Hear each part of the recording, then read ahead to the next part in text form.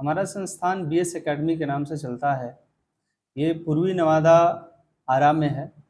हमारे यहाँ क्लास 1 से लेकर के 10 तक की बच्चों की पढ़ाई होती है। हमारे यहाँ लाइब्रेरी की भी सुविधा है।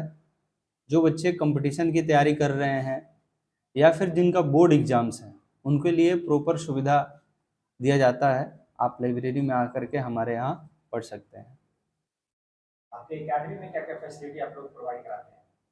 हमारे यहाँ एक तो हर एक क्लास का सेपरेट बैच है। अगर आप क्लास 8 में हैं तो क्लास 8 के बच्चों के साथ आपको पढ़ाया जाएगा। ऐसा नहीं है कि मिक्सअप क्लासेस चलती हैं। और बच्चों को और बेहतर तरीके से पढ़ाया जा सके, उसके लिए हमारे यहाँ स्मार्ट क्लास की व्यवस्था है, जिसके द्वारा 3D एनिमेशन से आपको पढ़ाया जाता है। अलग अलग फैकल्टी हैं जिनके द्वारा आप सब्जेक्ट की क्लासेस आपको अलग अलग टीचर के द्वारा मिलेगी।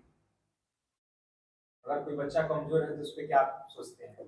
क्या विशेष ध्यान आपका होता है?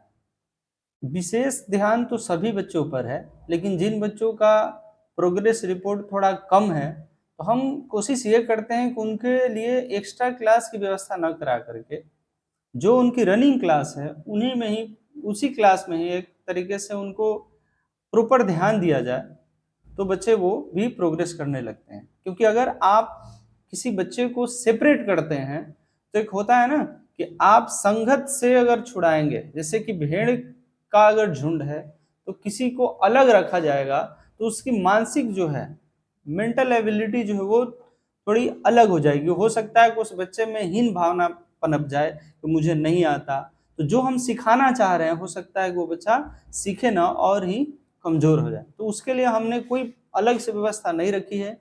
अपने रनिंग क्लास में ही हम लोग कोशिश करते हैं कि सभी बच्चों को एक प्लेटफॉर्म पे एक बराबर हम लोग पढ़ा सकें। सर आप ये बताइए कि आपके पढ़ाने का क्या तरीका होता है?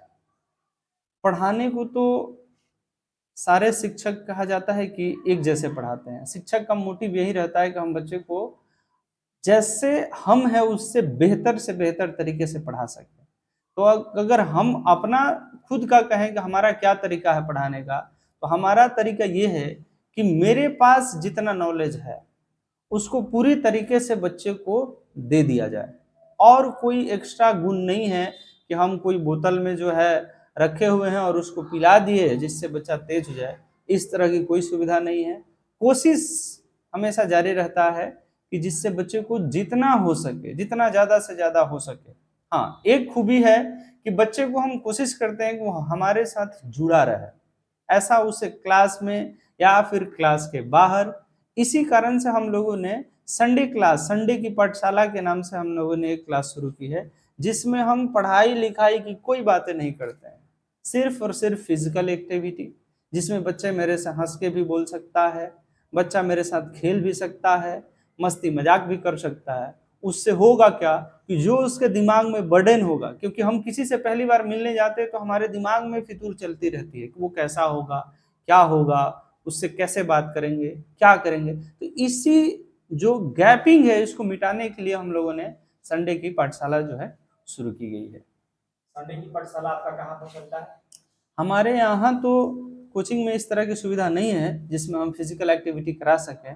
फिजिकल एक्टिविटी कराने के लिए आपको प्रॉपर ग्राउंड चाहिए। तो हमारे शहर का नामी ग्रामी रमना मैदान के नाम से जो प्रसिद्ध है, हम लोग वहाँ फिजिकल एक्टिविटी कराते हैं। और साथ में मस्ती मजाक के लिए चुटकुले, गीत संगीत, सारा चीज़ वहाँ रखा जाता है। और साथ में ताकि बच्चे 2-3 घंटे हमारे साथ बिताते हैं तो उनके लिए वहाँ हम लोग रिफ्रेशमेंट की भी व्यवस्था कराते हैं।